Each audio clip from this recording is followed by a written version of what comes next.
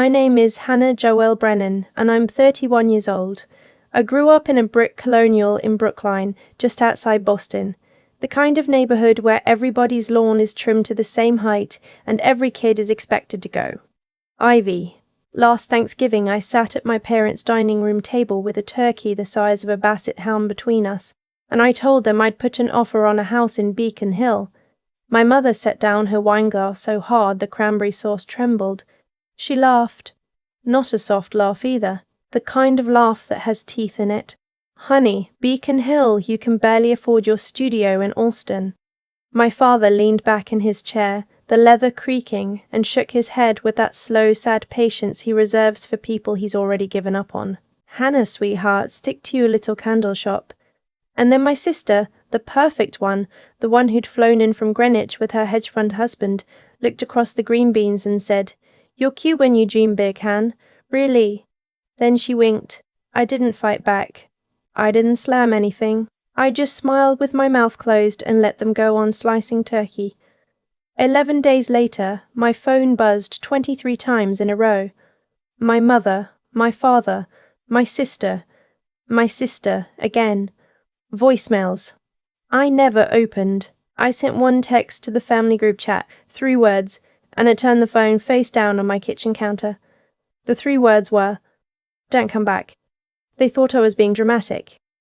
They learned otherwise pretty fast. I'd spent 8 years building something none of them had bothered to look at, and I was done waiting for them to notice. If you've ever sat at your own family's dinner table and felt smaller than the chair you were sitting in, stay with me. I'm going to tell you what happened, and I promise it gets good. Hit that subscribe button if you want to know how I turned my family's laughter into the louder silence Brookline has ever heard. When I was little, we were close. Or I thought we were.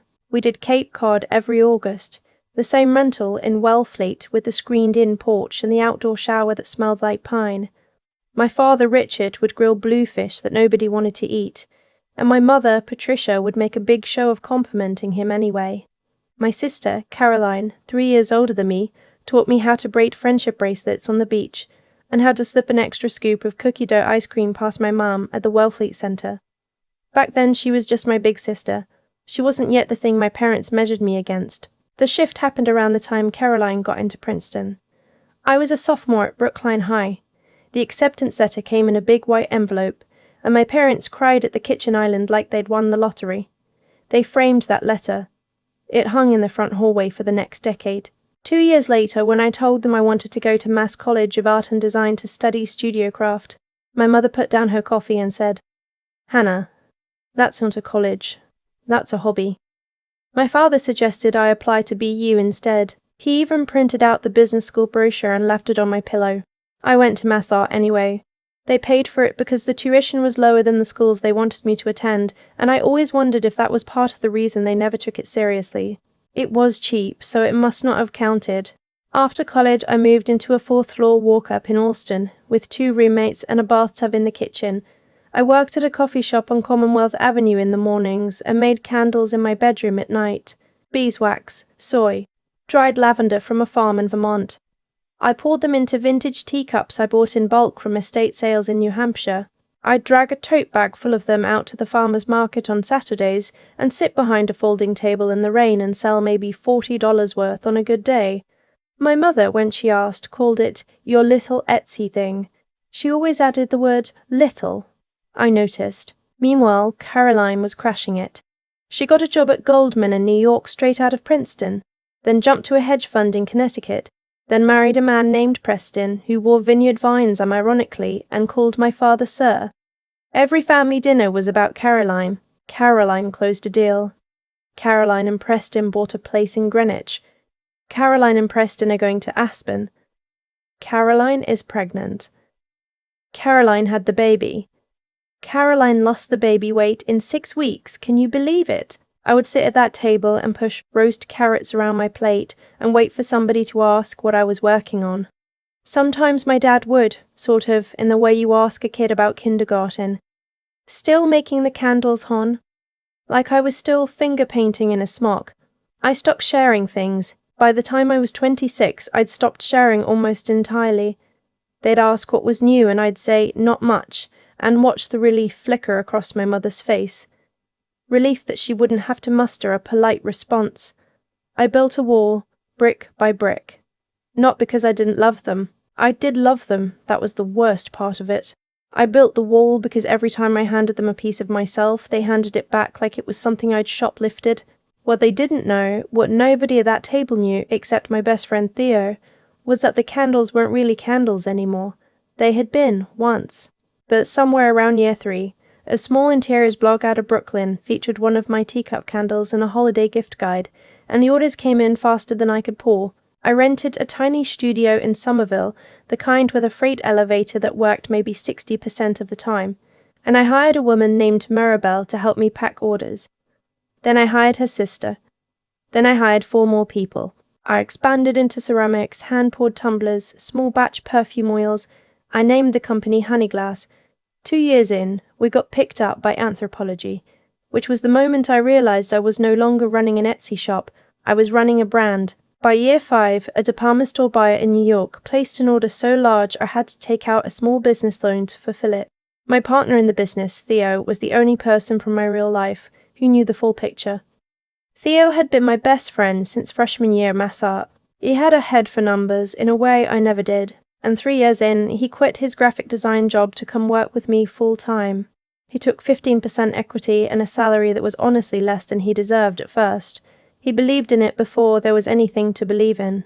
We'd eat takeout from the Thai place in Davis Square at midnight and look at our Shopify numbers and laugh because they didn't seem real. "Han," he'd say, "your mum is going to lose her mind when she finds out." And I'd say, "She's not finding out. Not yet." The thing about being underestimated for a long time is that it stops feeling personal and starts feeling like fuel. Every time my mother called my work a hobby, I'd drive back to Somerville at 10 at night and stay until 2 in the morning answering customer emails. Every time my sister winked at me across a Thanksgiving table, I'd push another product launch up by a month. By the time I was 30, Honeyglass was doing 11 million in revenue, and I owned 90% of the company. I had a financial advisor, I had a CPA, I had a real assistant, and I had never once told my family. This past spring, something in me shifted. I'd been renting the same Alston apartment for years, partly out of inertia, partly out of a weird loyalty to the version of me who'd started there. But I'd been driving past this brownstone on Mount Vernon Street in Beacon Hill for months. And one day I parked the car and called the listing agent and asked her to walk me through it. It was 4 floors. Original wide plank pine floors. A working fireplace in the parlour. A south-facing garden out back with a Japanese maple. The asking price was $3,800,000. I stood in the kitchen with the agent and watched the afternoon light come through the bay window, and I felt something I hadn't felt in a long time. I felt at home. I called Theo from my car. "I think I'm going to buy it," I said. There was a long pause, and then he said, "Hannah, you should buy it. You earned this." I put in the offer 2 days later, cash. No contingencies. They accepted by the end of the week. I didn't tell my family. I wasn't ready. The closing was scheduled for early December. Thanksgiving was the 3rd week of November. I knew there'd be a dinner. I knew somebody would ask what was new. And I'd been just thinking, about finally telling them. I thought maybe I'd give them a chance, one last chance, to see me. So I went. I drove out to Brookline that Thursday afternoon with a bottle of expensive bourbon for my dad and a candle, ironically, for my mum. The house smelled like sage and butter. Caroline was already there with Preston and their 2 kids, who were wearing miniature LL, Bane fleeces, and ignoring me. My mother had her usual Thanksgiving uniform on, the cashmere twin set and the pearls my grandmother left her.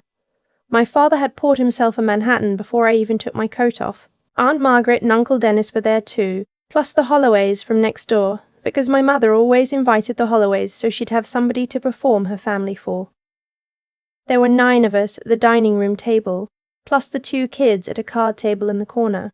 The trouble started around the time my mother set down the platter of mashed potatoes.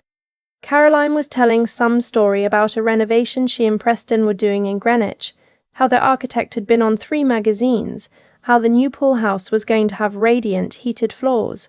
My mother was glowing, my father was nodding.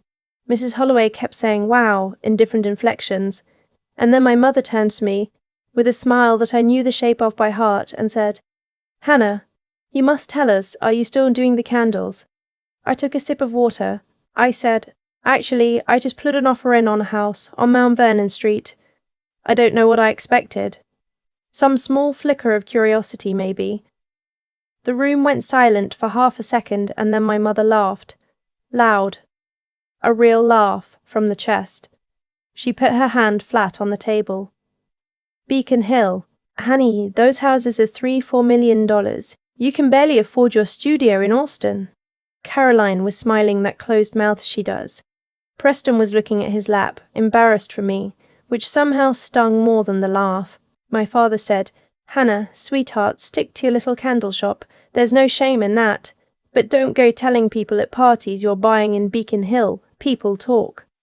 My mother nodded along. "Your father's right. You'll embarrass yourself." Brookline is small. Word gets around. Mrs. Mull. Word gets around. Holloway looked between us like she was watching tennis. Aunt Margaret, bless her, tried to change the subject. "Did anybody else watch that documentary about the orcas?" Nobody answered her. Caroline took a long sip of Pinot Noir, set the glass down, and looked at me with what she probably thought was kindness. "Hannah, you're cute when you dream big, Han." "Really?"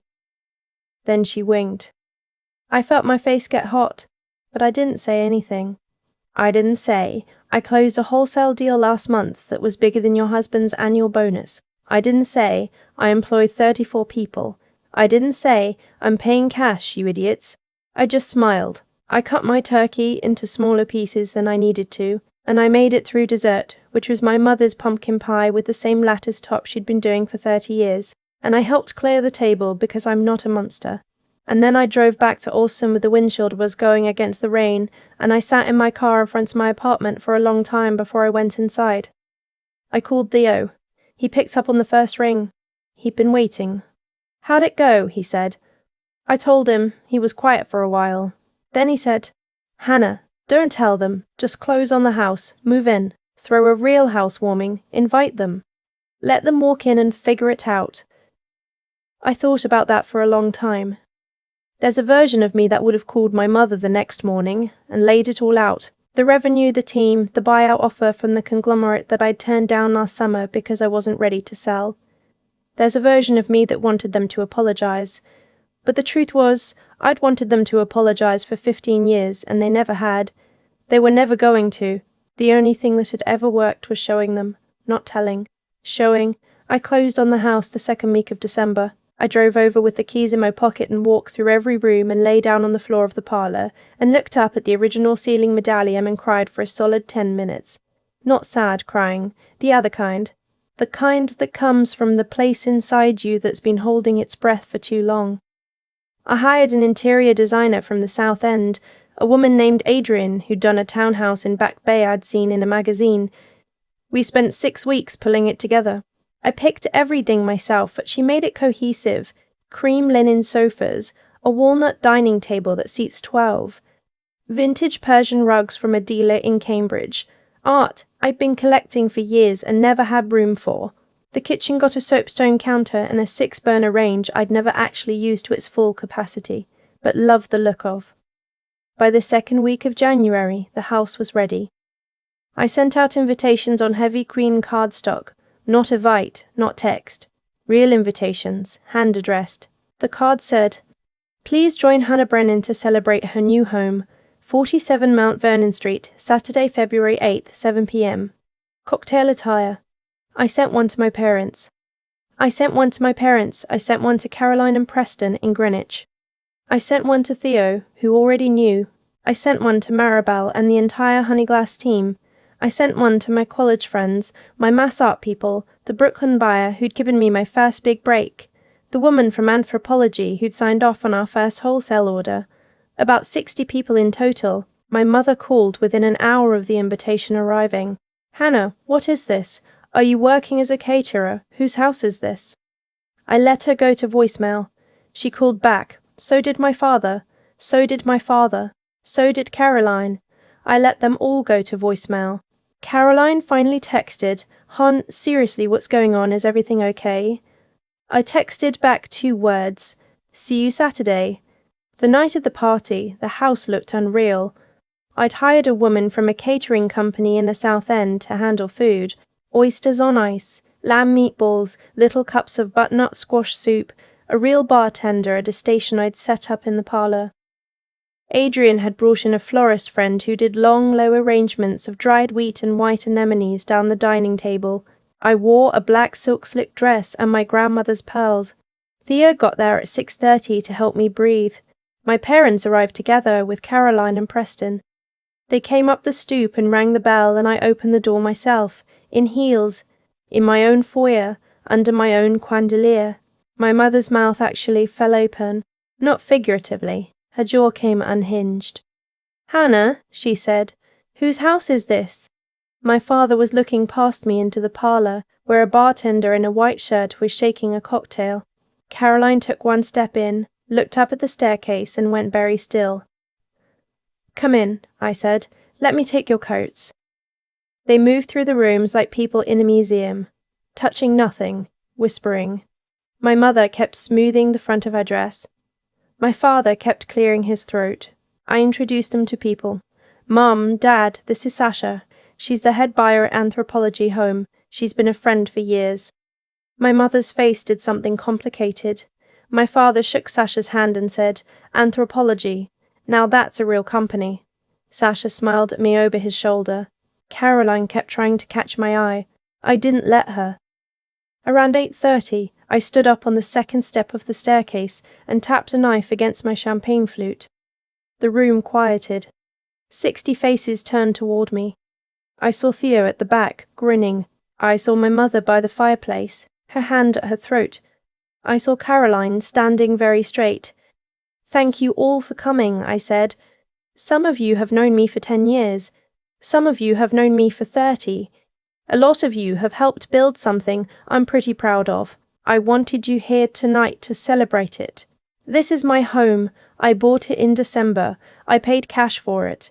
$3.8 million. I paid for it with money I earned from Honeyglass, the company some of you helped me build over the last 8 years. We did 11 million in revenue last year. We're projecting 18 this year. We employ 34 people. I just wanted to say thank you. To the people who saw it before there was anything to see." I raised my glass. Most of the room raised theirs back. Theo was openly laughing. My mother was holding on to the mantel like she might fall. My father had gone the colour of old paper. Caroline was looking at her shoes. I went back to the party. People hugged me. Sasha cried a little. The bartender refilled my glass. About 40 minutes later, my mother found me in the kitchen. She had her coat on. So did my father. Caroline and Preston were waiting by the front door. My mother's eyes were wet, but I couldn't tell yet whether the tears were for me or for her. "Hannah," she said. "Why didn't you tell us?" I looked at her for a long time. I said, "I tried. For about 15 years, you weren't listening." She opened her mouth, closed it.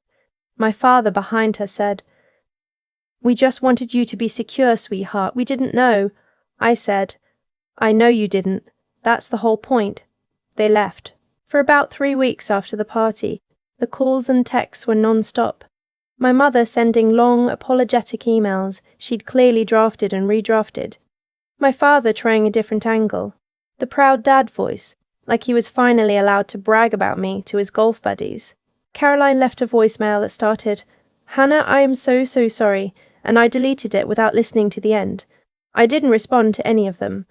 Not because I was punishing them exactly, because I genuinely didn't know what to say. They'd spent 15 years making me feel like I was the family's polite embarrassment, and now they wanted to skip straight to forgiveness without sitting in the middle part.